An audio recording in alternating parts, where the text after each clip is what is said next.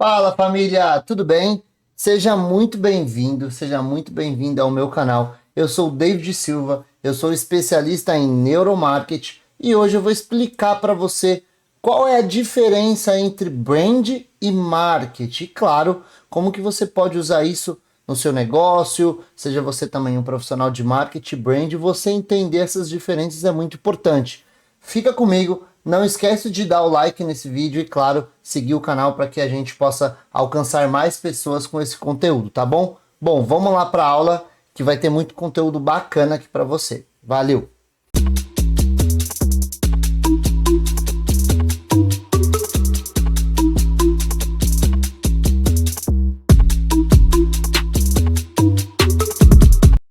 Bom, nós já estamos aqui, né? E hoje eu vou tentar ser o mais breve possível e o mais claro para mostrar para vocês qual é a diferença entre brand e marketing, quais são os atributos, quais são as características, o que é cada matéria. Bom, vamos lá, pessoal. Eu vou tentar ser o mais rápido possível para que você consiga absorver e já aplicar no seu dia a dia. Eu fiz essa ilustração para separar realmente quais são os atributos e características de brand e o que é marketing e os seus atributos. Falando em brand, o que seria brand?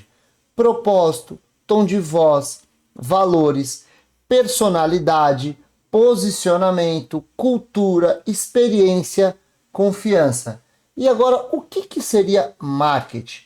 Estratégia de vendas, comunicação, preços, canais, publicidade, distribuição, gerar demanda e planejamento estratégico. Pessoal, o que eu enxergo dentro dessas duas vertentes entre brand e marketing? Que uma brand é longo prazo, médio e longo prazo, você constrói, e marketing ele é um motor, ele gera demanda. O que isso significa? Vamos supor que você tenha, vou dar um exemplo bem claro de marketing. Você tem o melhor time de engenheiros. Você contratou o melhor time de engenheiros para a sua construtora, na sua cidade, né? Você vai começar a construir ali os melhores empreendimentos. Só que você precisa gerar demanda. Só que você precisa trazer interessados. E aí é o X da questão. Marketing, ele vai alavancar essa demanda. O que isso significa? O que adianta você ter os melhores engenheiros, mas ninguém saber dos teus engenheiros, que eles são os melhores? E aí a gente vai também entrar numa nuance de brand, né? O que é brand? Bom, agora eu vou tentar dar exemplos, tá? Do que seria brand, o que seria marketing. Eu resumi para ficar ali mais claro o que seria cada um dessas matérias. Bom, falando em brand, eu coloco aqui, ó, é a construção da marca, é o que dá significado, propósito e identidade ao negócio. Pessoal, isso é muito, mas assim, tem que ficar muito claro na sua cabeça, cara, você que é um empreendedor, você que é dono de um restaurante, você que é dono de uma clínica de estética, isso vai se encaixar em diversos negócios. Então vamos lá. Propósito. Propósito. O porquê a marca existe. Aí eu dou o exemplo de como a Patagônia defendendo o meio ambiente. Cara, o propósito dela, né? Ela nasceu com esse propósito de ser uma empresa que defende o meio ambiente e ela faz quase todas as ações ao entorno dela embasado, ancorado no seu propósito. Isso é ter propósito. E aí eu pergunto, qual é o teu propósito de empresa, né? Ou como profissional? Você é ancorado em quê? Qual é o teu objetivo, né? No futuro, você se baseia em que propósito para realizar as suas ações? Valores. Os princípios que guiam as decisões como a natura com sustentabilidade e bem-estar. Pessoal, são os valores. Pensa em pessoas, tá? Pessoas possuem valores, valores intrínsecos que elas regem a vida dela a partir desses valores. Elas tomam decisões com base nesses valores. E é algo muito individual. Nesse caso que eu coloquei aqui, a Natura ela preza, né? Ela tem com seus valores a sustentabilidade e bem-estar. seja dos seus colaboradores, seja dos seus produtos. Opa, deixa eu ver aqui que chegou uma mensagem no meio do vídeo. Mas enfim, a ideia é: qual é o teu valor de empresa? Então eu coloquei ali que a Natura é a sustentabilidade e bem-estar. Todo o ecossistema deles são baseados nesses valores. Cultura, o jeito de ser da empresa, como a Google com a sua inovação e colaboração. Cara, não tem aquilo que a gente sempre ouve, já viu em vários lugares que, nossa, eu queria trabalhar no Google. Cara, o que desperta essa vontade nas pessoas é a cultura.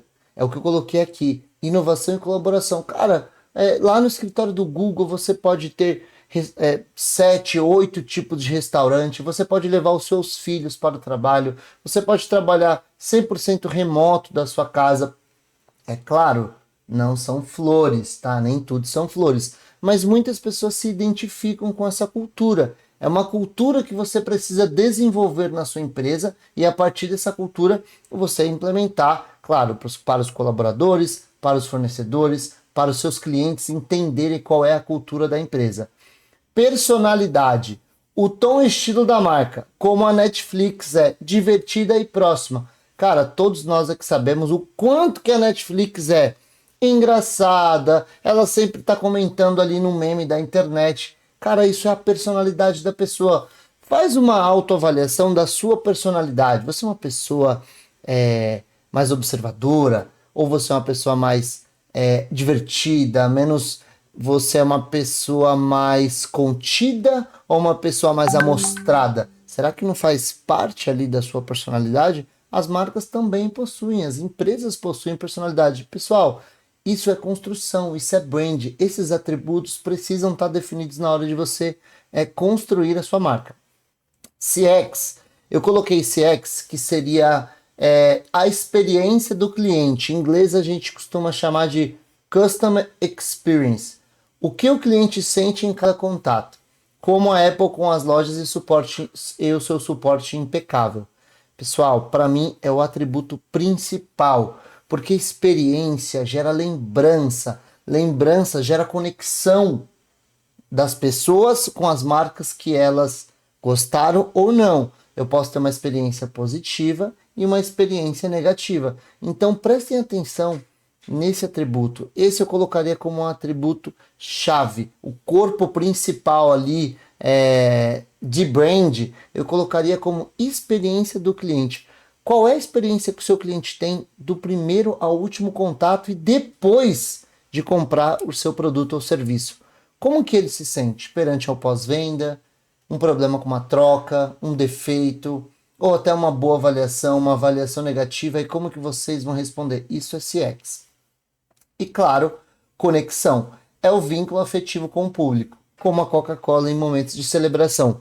Quem nunca viu Coca-Cola? A Coca-Cola ela sempre veicula campanha em momentos de conexão com a família, seja com o seu par, seja com os seus filhos, seja em um momento em família num domingo. O que a Coca-Cola conseguiu criar com essa questão de brand da Coca? É emoção, é a conexão, é momento, é algo especial. E vai ter Coca para celebrar. Então é isso que ela construiu ao longo dos anos e é onde ela ancora até hoje. Você vê muitas campanhas, é claro que a Coca vem mudando os seus criativos ao longo dos anos. As campanhas estão mudando porque o público está mudando. Por mais que eu tenha as gerações etárias, millennials, geração Z, geração beta, geração alfa, ela precisa se adaptar também à comunicação com essas gerações. Então, cara, fica aqui essa lição de que brand é construção de marca. E aí eu dei os atributos para vocês, tá? E agora falando em marketing, que é algo muito confundido com vendas, que marketing é vendas e vendas é marketing, eu resumi em uma frase. Resumi em uma frase, mas claro, é muito extensa essa frase. É o motor que leva a mensagem ao mercado, criando demanda qualificada e oportunidades de negócio. É isso que o marketing faz. Foi o exemplo que eu dei dos engenheiros aqui no começo do vídeo. Como que você vai ter os melhores engenheiros se você não tem esse motor que gera esse interesse de pessoas contratadas em contratar os engenheiros? O marketing é responsável por isso. Agora vão ter algumas siglas aqui, tá? Eu tô com uma colinha aqui também, porque às vezes eu posso esquecer, mas eu vou desenvolvendo aqui com vocês. O que que significa esse PE? É o planejamento estratégico, mapear objetivos e metas de mercado, como a Ambev ao lançar novos rótulos para os públicos específicos. Pessoal, quem não sabe aonde quer chegar, não vai a lugar algum. Então, o que que vocês precisam entender? Que no teu planejamento estratégico, cara, pode ser uma meta agressiva, pode ser uma meta mais conservadora do que, cara, eu preciso crescer, eu vou mapear uma demanda de mercado e vou criar um produto para essa demanda que está reprimida no mercado, tá? Vou dar um exemplo. Para donos de pets que sentiam falta de um convênio, a Pets foi lá e criou um convênio para os animais ali, os cachorros, no caso eu também sou um cliente. Ela enxergou, mas como que ela fez isso? Ela mapeou, ela sabia qual eram os objetivos que ela tinha naquele ano. Cara, eu preciso lançar esse produto porque tem demanda reprimida, eu preciso criar uma oferta. Você está se planejando, pessoal. E eu tenho uma frase muito importante: quem não se planeja está planejando falhar. Então vamos prestar atenção nisso. E aí eu coloco geração de demanda. Criar interesse que vira oportunidade de negócio, como as óticas Carol com exame de vista gratuito. Cara, eu tirei esse exemplo agora. Eu fui com a minha avó em uma clínica que quem estava bancando esse exame de vista era as óticas Carol. Qual que era o objetivo das óticas Carol? Cara, identificar se a pessoa tem um problema. Claro, eu acredito que tenha também um pouco de papel social nessa ação, mas qual é o objetivo dela? Pagar para que um oftalmologista avalie as pessoas e a partir daquilo o oftalmologista vai falar para a avó do Davi: olha, Davi, a sua avó tem problema de cataratas, isso e aquilo, né? Ela tem um problema, o óculos dela atual está desfocado, ela precisa usar esse tipo de óculos.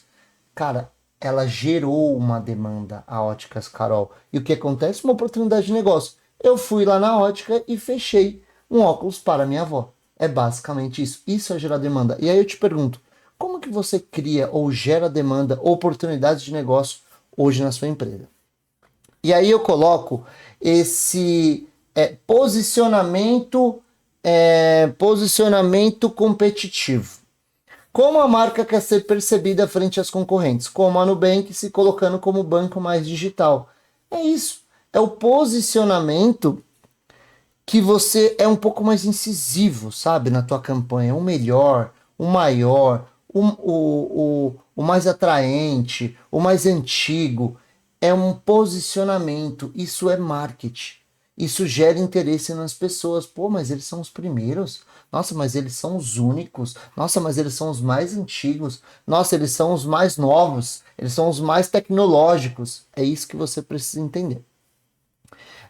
Mostrar claramente. Aí eu coloco uma comunicação de valor, que é o CV. Mostrar claramente o benefício como o iFood em pedido rápido e seguro. Matou a charada. É uma comunicação de valor que você extrai o diferencial da tua marca. Você está comunicando para o mercado que o teu serviço agrega valor. É diferente.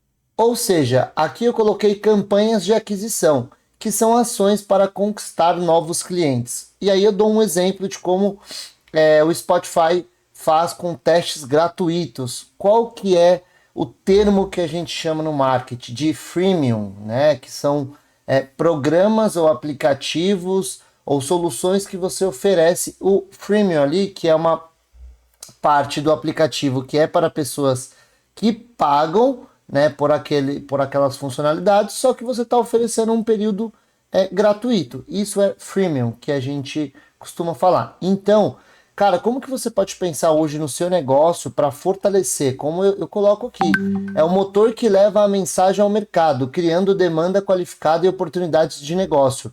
Eu posso até dar um exemplo ainda mais semelhante. Eu coloquei ali, gerando demanda. O gerar demanda e campanhas de aquisição não é a mesma coisa, mas no final tem o mesmo propósito, que é você através de uma campanha, você vai gerar uma demanda pelo seu produto. Eu dei o exemplo ali, né, da minha avó, que, pô, a Óticas Carol fez uma campanha oferecendo exames de vista gratuito para idosos acima de 70 anos, porque qual que é a intenção dela? Ah, é só vender o óculos? É claro, ninguém é caridade, mas a forma como ela abordou, ela gerou uma demanda e era uma campanha de aquisição. E por último, a gente vai entrar aqui em distribuição e presença. Cara, por quê? Independente se você vende um produto ou presta um serviço, claro que um serviço ele é intangível, você acaba não vendo e tocando, mas como que você distribui isso, né, na tua estratégia ali e como que você marca a presença? Pô, exemplo, tá? Vamos dar um exemplo de... eu coloquei ali a Nestlé como garantir que o produto chegue ao público certo, como a Nestlé em supermercados e e-commerce. Cara, ela tá num ambiente propício ao consumidor consumir, comprar o produto dela, porque ela estudou, né, a distribuição. Quais são as praças, quais são os locais mais adequados e estratégicos para minha marca para que o meu produto se destaque perante a concorrência.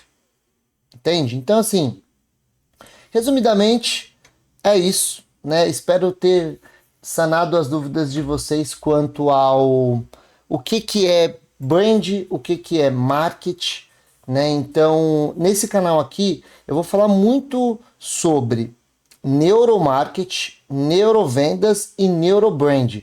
Como que a nossa cachola, que é a caixa preta, funciona dentro desses três campos, tá? O objetivo é 100% focado em neurociência aqui.